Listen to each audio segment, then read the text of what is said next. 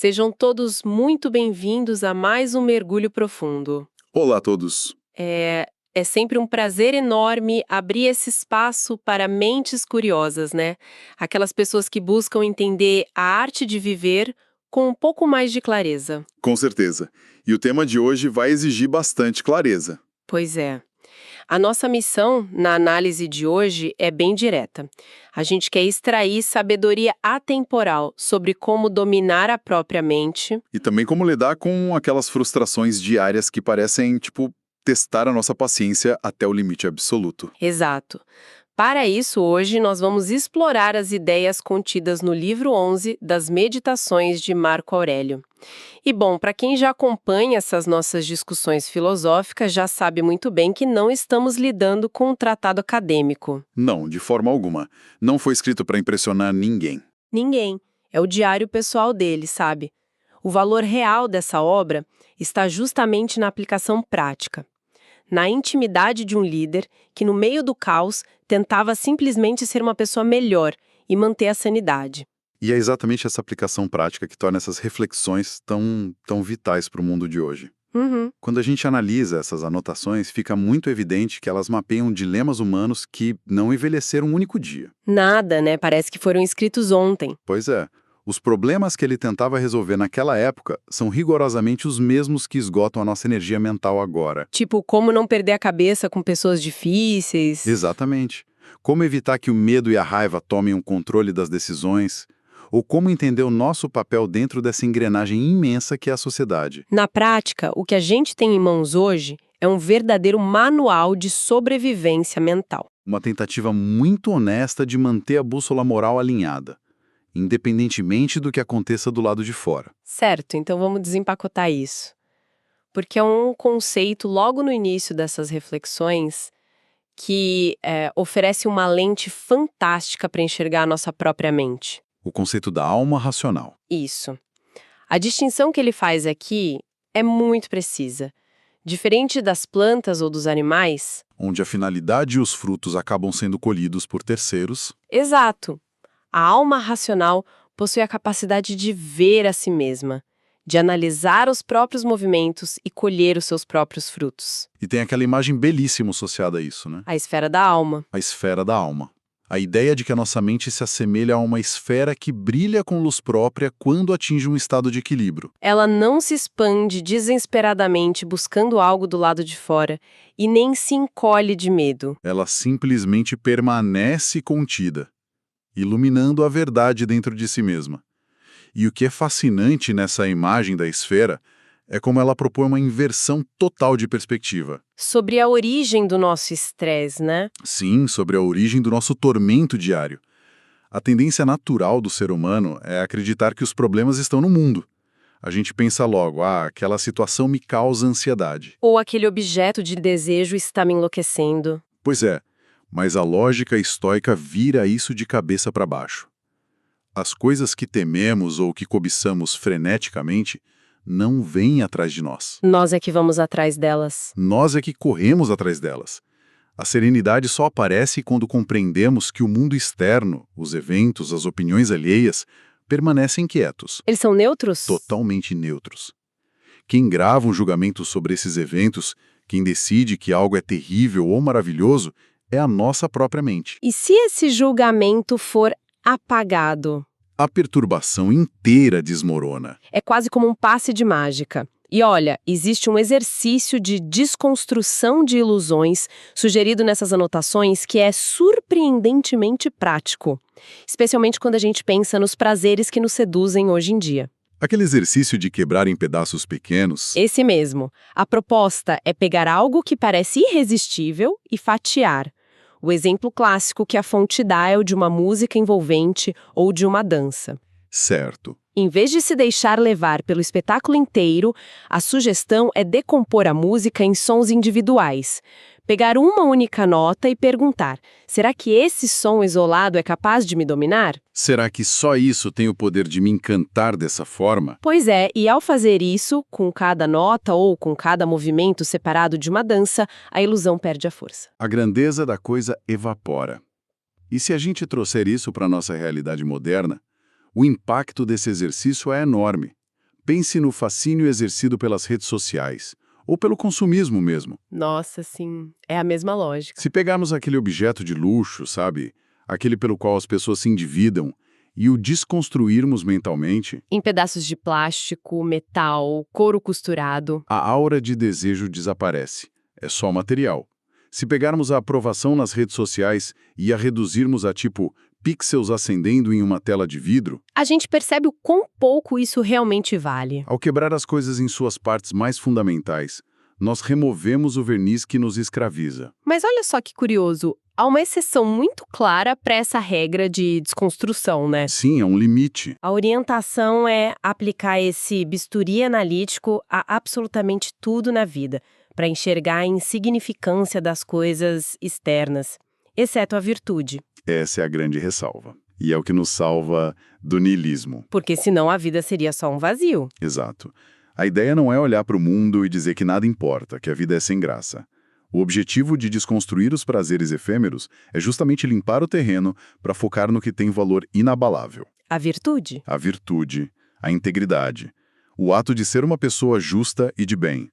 Essas coisas não devem ser minimizadas nunca. Elas são um núcleo daquela esfera de luz que mencionamos no início. Isso nos leva a uma questão muito prática. Porque cultivar essa esfera de luz isolada numa montanha meditando é uma coisa. Mas como aplicar essa mentalidade serena vivendo em sociedade? Pegando o trânsito. Pegando trânsito, participando de reuniões difíceis, lidando com a família. Há uma metáfora sobre o convívio humano nessas reflexões que ajuda muito a visualizar isso. É a metáfora do ramo de árvore. É uma imagem muito forte. Muito. Pensemos numa árvore imensa. Se um ramo é cortado ou se separa do ramo vizinho, ele não está apenas se afastando daquele pedaço de madeira, Ele inevitavelmente se separa da árvore inteira. da árvore inteira. E a conexão com a humanidade é direta. Quando um ser humano se afasta de outro com ódio, quando ele cultiva aversão e corta relações motivado pela raiva, ele acaba excluindo a si mesmo da humanidade. Ele cai da grande árvore social. E se conectarmos isso com a visão de que existe uma ordem natural e de que nascemos para cooperar, a profundidade dessa afirmação fica bem clara. O detalhe genial dessa metáfora é a responsabilidade que ela coloca sobre os nossos ombros. Um galho comum de uma árvore é geralmente arrancado por uma força externa. Um lenhador, uma tempestade. Isso. Mas no caso humano, nós mesmos nos amputamos dessa rede quando nutrimos inimizade. Nós somos os lenhadores de nós mesmos. Que imagem pesada, mas muito real. Só que há um contraponto otimista aí no texto, não há? Tem sim. Menciona-se um dom de Júpiter, uma capacidade intrínseca que a humanidade possui de se reenxertar. Nós temos a habilidade de perdoar, de reatar laços e de voltar a compor o todo. É tipo uma resiliência social embutida na nossa própria natureza. Mas há um alerta muito sério sobre ficar abusando desse dom. Pois é, não dá para sair cortando laços à torto e à direita achando que tudo sempre volta ao normal, né? A reflexão adverte que, se esse galho for cortado repetidas vezes, o reenxerto fica cada vez mais difícil. A cicatriz muda a forma da árvore para sempre. Um ramo que passou a vida inteira crescendo pacificamente junto com o tronco não tem a mesma estrutura de um ramo que vive sendo arrancado e colado de volta. É um lembrete pesado sobre o custo da polarização constante que a gente vive hoje. Sem dúvida. E para evitar essa fragmentação diária, a sugestão da obra é ter um objetivo único na vida. Sem uma direção clara e unificada, é impossível manter a consistência. E esse objetivo direcional deve ser o bem comum, o serviço à comunidade. Ter o bem comum como objetivo funciona como uma âncora, né? Perfeito. Quem direciona os impulsos para o benefício coletivo consegue manter uma linha de ação consistente, sem ser jogado de um lado para o outro pelos humores das outras pessoas. O que levanta o maior desafio de todos. Como manter o foco no bem comum quando a convivência humana nos testa diariamente? Sim. Como não virar o galho que se corta da árvore quando alguém age de maneira injusta ou muito irritante?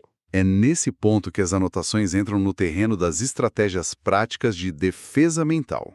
Exatamente, aqui é que a coisa fica realmente interessante, porque nós entramos naqueles 9 preceitos capitais. Descritos como sabedorias ou dons das musas. São regras super diretas para não perder a paciência. Vamos passar por algumas delas, porque a aplicabilidade no nosso dia a dia é imensa. Vamos lá. O primeiro preceito já estabelece a base.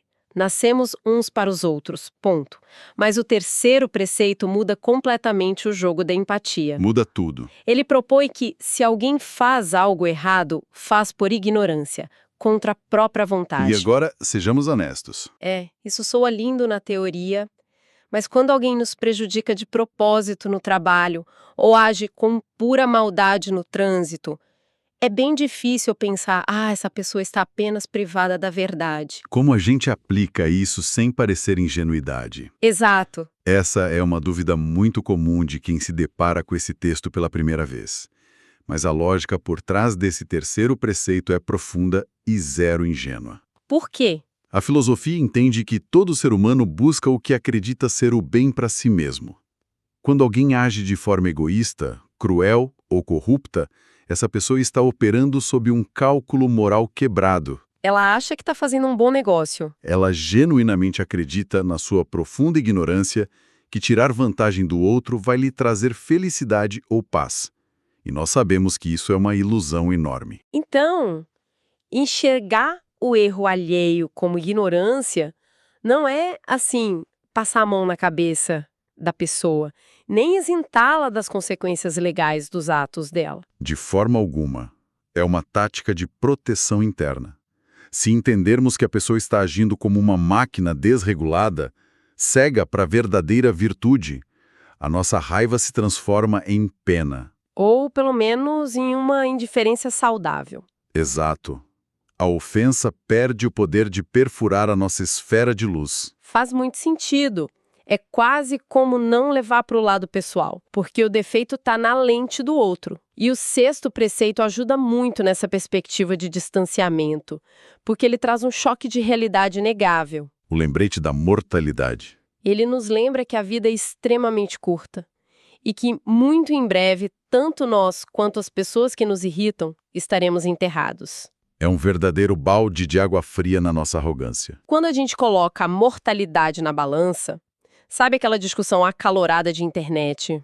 Ou aquela disputa mesquinha por ego no escritório? Perdem completamente a importância. Completamente. E isso se conecta direto com o oitavo preceito, que é pura matemática emocional. A contabilidade da raiva. A reflexão aponta que os nossos próprios atos de cólera, a nossa aflição e o nosso desespero diante de um problema causam a nós mesmos danos muito maiores do que as próprias coisas que originaram a irritação. A raiva desgasta o nosso corpo, destrói a nossa paz e nos faz tomar decisões péssimas. A ofensa inicial de alguém é apenas uma faísca. Somos nós que jogamos gasolina no fogo e incendiamos a nossa própria casa. É isso. E dos 9 preceitos, o 9º é talvez o mais desafiador na prática, pois ele fala sobre a benevolência invencível. Mas tem uma condição muito rigorosa aí. Ela precisa ser autêntica. Sem ironia e sem hipocrisia. A sugestão de como lidar com alguém que nos ataca é responder com doçura genuína. Algo na linha de, não, nascemos para outra coisa. O seu ataque não me machuca, é a si mesmo que se prejudica. Tudo isso sem dar um showzinho de superioridade moral para quem está olhando, né? O que é o mais difícil. E para fechar esse pacote de sabedoria, o autor traz uma 10ª regra bônus, um presente do deus Apolo. É loucura exigir que pessoas más não cometam faltas. É o cúmulo da pretensão achar que alguém com caráter corrompido vai errar com todo mundo menos com a gente. Exigir isso é descrito como uma atitude quase tirânica. A genialidade dessa 10ª regra está na aceitação da realidade como ela é, nua e crua. A frustração sempre nasce do descompasso entre a nossa expectativa e a realidade. Esperar que pessoas com falhas de caráter ajam com perfeição é querer o impossível. Agora, sobre aquele desafio da benevolência invencível que você mencionou, Ah, sim. as anotações trazem um aviso super severo sobre a falsa franqueza, o que é chamado de amizade do lobo. Isso é fascinante. Sabe quando alguém chega com um tom grave, cruza os braços e diz: olha, Eu decidi ser muito franco com você agora. Dá um arrepio. O texto classifica esse preâmbulo como pura corrupção e hipocrisia. Nossa, isso é um tapa na cara das relações modernas. Hoje em dia a gente às vezes disfarça a grosseria de sinceridade, né? Muito comum. A verdadeira franqueza não precisa de aviso prévio, de acordo com essa reflexão. A bondade, a simplicidade e a benevolência autênticas transparecem na voz, transparecem no olhar de maneira instantânea. Quem é bom de verdade carrega essa característica de forma quase física. A pessoa ao lado percebe imediatamente. Quer a pessoa queira ou não, sem precisar de discursos ensaiados. Exatamente. A virtude genuína não precisa de relações públicas. E essa aceitação tranquila das falhas alheias se estende de forma muito orgânica para a maneira como devemos lidar com eventos imprevisíveis. Com o acaso e com a impermanência do universo. Sim, há uma parte inteira dessa reflexão dedicada a como encarar as mudanças e até as tragédias da vida sem perder a estrutura mental. É verdade. E há uma digressão histórica incrível no texto sobre o propósito do teatro e da arte no mundo antigo. Por que as tragédias foram inventadas? O argumento é que elas não surgiram apenas para entreter, mas como uma ferramenta pedagógica. As peças de teatro serviam para mostrar ao ser humano que dores, infortúnios e mortes são parte da natureza das coisas. Se vamos ao teatro, assistimos ao herói sofrendo as fatalidades do destino e conseguimos aceitar e até apreciar aquilo no palco. Porque reagimos com tanto desespero e espanto na vida real. Exato. A ideia é que a vida é apenas um cenário maior. Não devemos ficar gritando contra o roteiro do universo, assim como não gritamos com os atores no palco. Essa é uma forma poderosa de treinar a resiliência. As tragédias teatrais funcionavam como um simulador de voo para Roma. Elas ensinavam que o controle absoluto é uma ilusão. E, para ilustrar a aceitação dessa falta de controle, as anotações trazem exemplos da escola filosófica de Epicteto, que tem uma crueza que frequentemente choca a sensibilidade moderna. Pássimo. Tem um relato famoso de Epicteto, sugerindo que, ao beijar o próprio filho à noite, a pessoa deveria pensar consigo mesma: amanhã, talvez, morra. Para muita gente hoje, pensar uma coisa dessas beiraria um mórbido, né? Seria considerado um péssimo presságio, uma forma de atrair energia ruim. Mas a resposta que o material oferece a esse incômodo é de uma lucidez que corta qualquer superstição pela raiz. O argumento é de que constatar a impermanência não tem nada a ver com mau presságio. A morte, a mudança e a passagem do tempo são fatos puramente naturais. É como observar espigas de trigo maduras sendo colhidas no campo. Ninguém chora desesperadamente quando o trigo é colhido, porque entende-se que faz parte do ciclo. Aterrorizar-se com o ciclo natural da vida humana é uma resistência inútil contra a própria engrenagem da existência. E a metáfora definitiva para consolidar essa ideia da mudança inofensiva é, na minha opinião, a metáfora da uva. Ah, essa é linda! A reflexão diz de forma muito simples e poética: uva verde, uva amadurecida, passa. Tudo é mudança. Observe a progressão.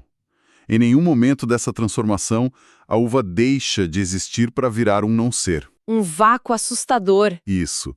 Ela apenas se transforma para algo que agora não é. Ela deixa de ser verde para ser madura e de madura para virar passa. O sofrimento humano surge dessa recusa teimosa em aceitar essas transições. E isso se aplica perfeitamente aos ciclos que a gente atravessa hoje. A angústia diante do envelhecimento natural do corpo, o medo de mudar de carreira aos 40 ou 50 anos. Ou até mesmo a tristeza de ver os filhos crescerem e saírem de casa. São as uvas verdes amadurecendo e virando passas.